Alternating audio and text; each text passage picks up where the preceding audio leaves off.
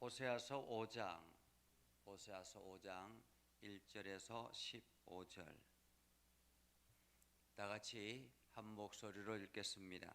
제사장들아 이를 들으라. 이스라엘 족속들아 깨달으라. 왕족들아 귀를 기울이라. 너희에게 심판이 있나니 너희가 미스바에 대하여 올무가 되며 다볼 위에 친 거물이 됨이라. 배역자가 사륙죄에 깊이 빠졌음에 내가 그들을 다 벌하노라. 에브라임은 내가 알고 이스라엘은 내게 숨기지 못하나니 에브라임아 이제 네가 엄행하였고 이스라엘이 더러워졌느니라. 그들의 행위가 그들로 자기 하나님에게 돌아가지 못하게 하나니 이는 음란한 마음이 그 속에 있어 여호와를 알지 못하는 까닭이라. 이스라엘의 교만이 그 얼굴에 드러났나니 그 죄악으로 말미암아 이스라엘과 에브라임이 넘어지고 유다도 그들과 함께 넘어지리라. 그들이 양떼와 소떼를 끌고 여호와를 찾으러 갈지라도 만나지 못할 것은 이미 그들에게서 떠나셨음이라.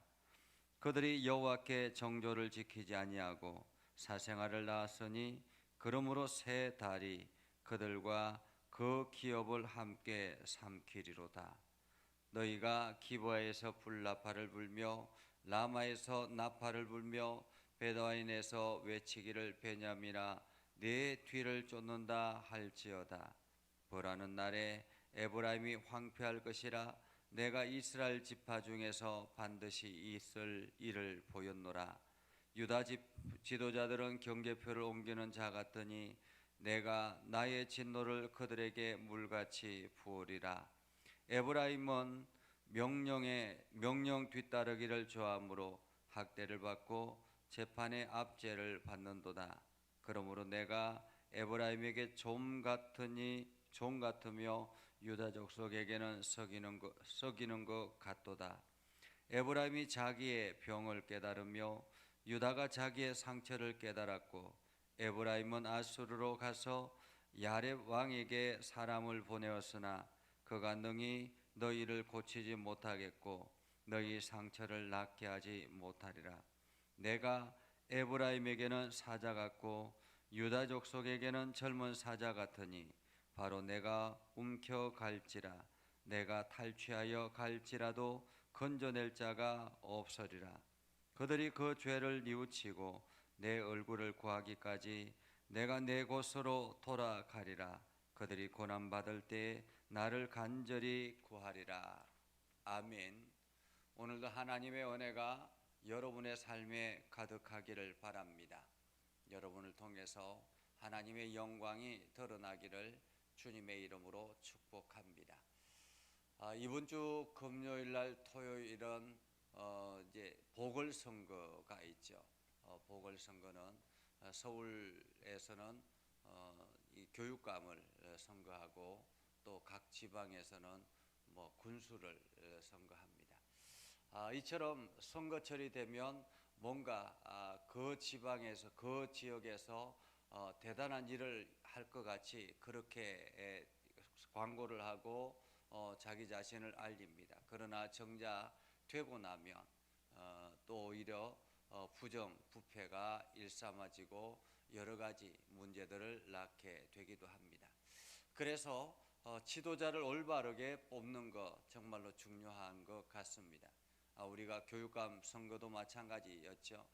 서울시의 교육감이 어떤 사람이 되느냐에 따라서 정책이 바뀌어지기 때문에 신중하게 뽑아야 되는 것처럼 정치 지도자도 마찬가지고 종교 지도자도 마찬가지고 그 지도자에 따라서 그 방향이 달라지기 때문에 지도자를 올바로 선택하는 것은 백성들에게 있어서는 아주 중요한 선택이라 이렇게 말할 수 있습니다.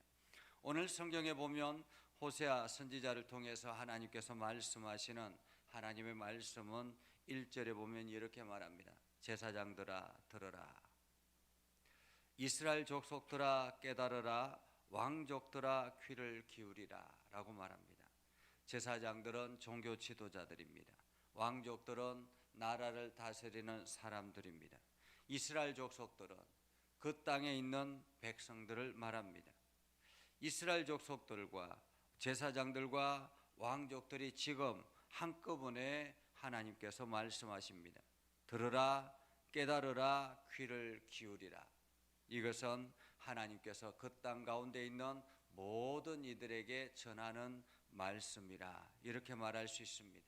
모든 이들에게, 어떤 특별한 한 사람의 문제가 아니라라는 말이죠.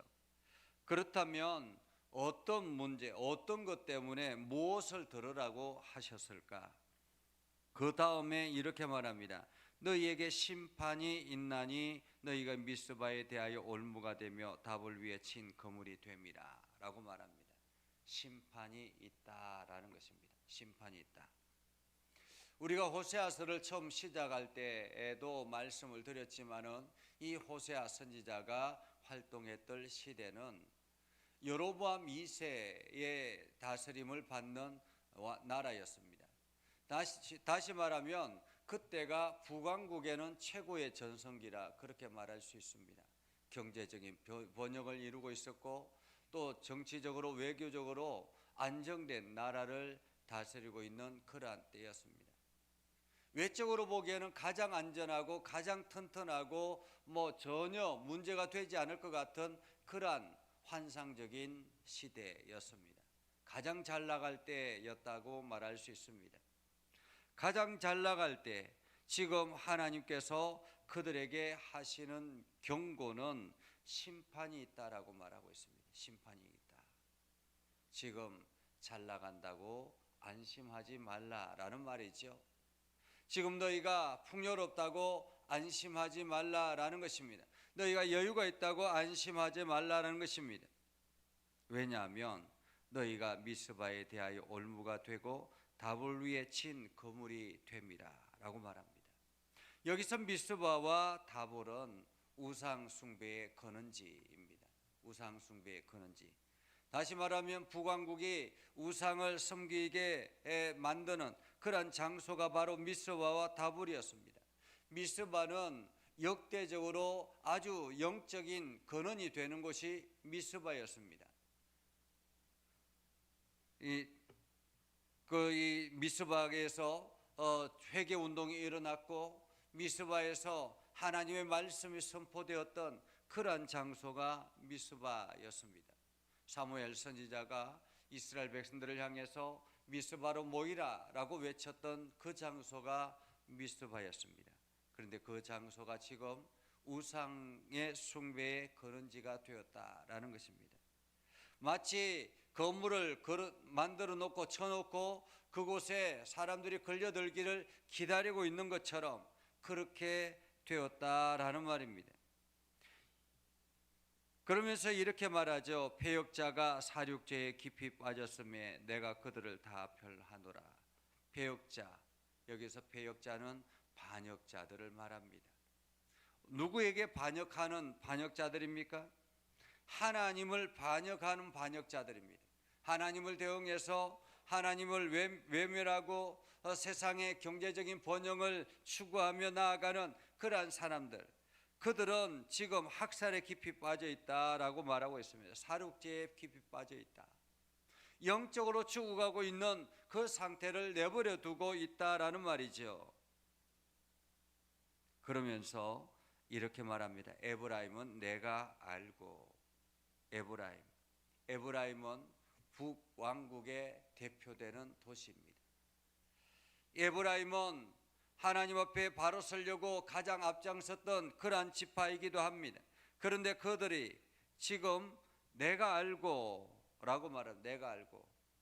북왕국의 대표되는 도시 에브라임이 지금 어떤 상태인지 내가 안다. 이스라엘은 내게 숨기지 못하나니. 북왕국 이스라엘, 에브라임 그 대표되는 도시 모든 것을 내가 알고 있다라는 거죠. 숨기지 못하겠다. 숨기지 못하겠다. 하나님 앞에 숨기지 못하겠다라는 말은 무슨 뜻입니까? 그러니까 세상 사람들 앞에서는 마치 영적인 사람인 것처럼 종교적인 사람인 것처럼 그렇게 보인다 할지라도 그 속을 보시는 하나님은 하나님 앞에는 숨길 수가 없다라는 거죠. 그들이 뭘 하고 있습니까? 에브라임이 이제 내가 음행하였고 이스라엘이 더러워졌느니라. 이들이 엄난한 짓을 하고 이스라엘은 타락했다, 이렇게 말하고 있습니다. 그들은 지금 영적으로는 겉으로 보기에는 아주 신앙적인 삶을 살아가고 있는 것 같지만은 실제로는 다른 우상을 섬기며 나아가더라라는 거죠. 4절에 보면 이렇게 말합니다. 그들의 행위가 그들로 자기 하나님에게 돌아가지 못하게 하나니, 그들의 행위가 그들로 자기 하나님께로 돌아가지 못하게 한다. 이는 음란한 마음이 그 속에 있어 여호와를 알지 못하는 까닭이라 라고 말합니다. 하나님을 알지 못하기 때문에 겉으로는 신앙인인 것처럼 보여지지만은 그 중심에 마음이 다른 곳에 가 있다라는 거예요. 마음이 다른 곳에. 우리가 예배를 드립니다. 예배를 드리는데도 불구하고 우리가 마음이 다른 곳에 가 있으면 하나님이 모르냐? 하나님이 그것을 아신다라는 말이죠.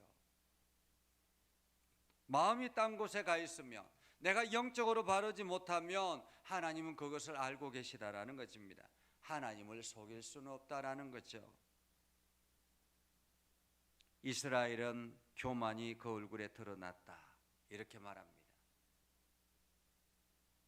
이스라엘은 교만이 그 얼굴에 드러났다. 무슨 뜻입니까? 지금 이들이 경제적으로 번영을 누리고 있는 그러한 상태에서 마치 자기들이 모든 것을 가질 수 있고 모든 것을 누릴 수 있고 자기들이 할 수 있는 모든 것들, 이것이 교만으로 드러나더라라는 거죠. 사람들이 가난하고 약할 때는 겸손합니다. 부족하다라는 것을 인정합니다. 그러나 조금씩 뭔가 얻어지고 경제적인 여유가 생겨지고 지위가 높아지기 시작하며 마치 자기가 대단한 사람이 된 것처럼 그렇게 어깨에 힘이 들어가고 하나님을 온전히 의지하지 아니하고 하나님 앞에 나아가지 아니하고 겉으로만 신앙인인 것처럼 그렇게 살아가는 모습을 보더라라는 거죠.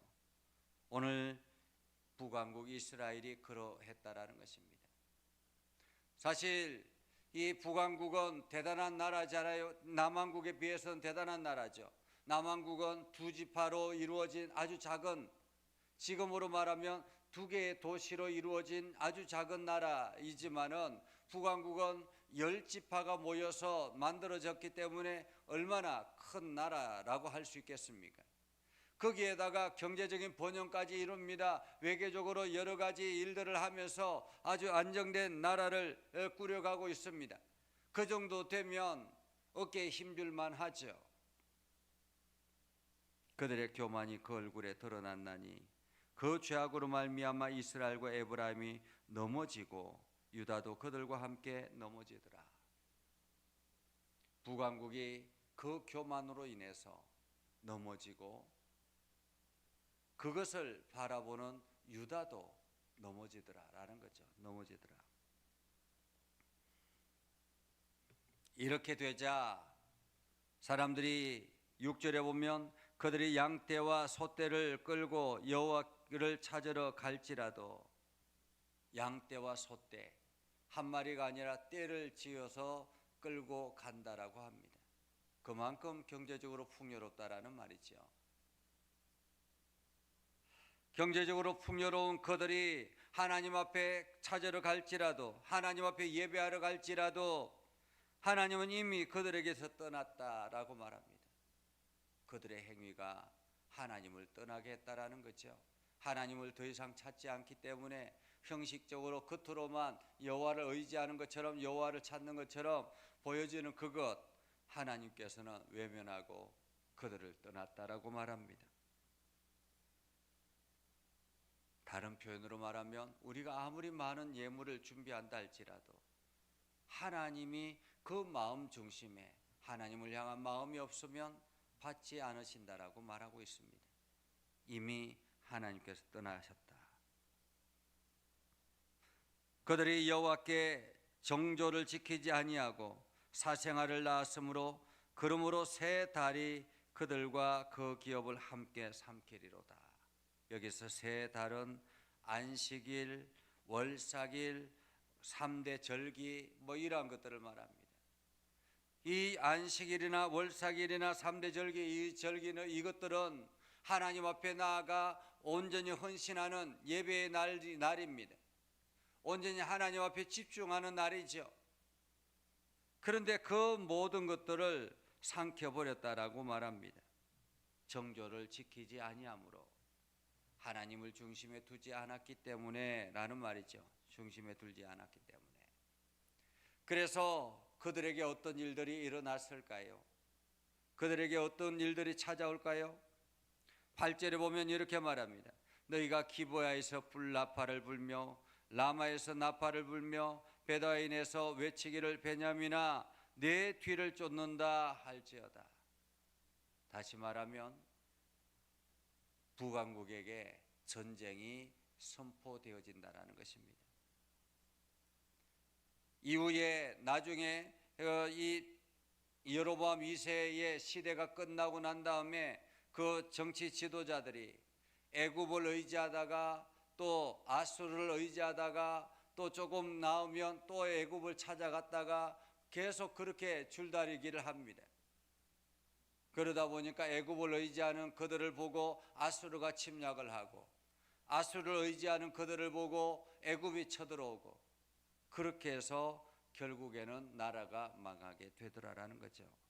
그 전쟁의 시작, 나팔을 불며 전쟁이 선포되어졌다라는 말입니다. 이것이 하나님께서 벌하실 날이라. 9절에 보면 벌하는 날에 에브라임이 황폐할 것이라 내가 이스라엘 지파 중에서 반드시 있을 일을 보였노라. 하나님이 벌할 날에 그 땅은 황폐해지게 될 것이다 라는 거죠. 그리고 유다 지파도 마찬가지, 다시 말하면 남유다도 남왕국도 마찬가지라는 것입니다. 그들도 지도자들은 경계포를 옮기는 자와 같으니 나의 진노를 그들에게 물같이 부으리라. 에브라임은 사람의 명령 뒤따르기를 좋아하므로 학대를 받고 재판의 압제를 받고, 그러므로 내가 에브라임에게 좀 같으며 유다 족속에게는 썩이는 것 같더라. 하나님의 진노가 그들을 황폐하게 만들어졌다라는 것이죠. 이제 뒤늦게 13절에 보면 에브라임이 자기의 병을 깨달으며 유다가 자기의 상처를 깨달았고, 에브라임은 아수르로 가서 야렙 왕에게 사람을 보내었으나 그가 능히 너희를 고치지 못하겠고 너희 상처를 낫게 하지 못하리라.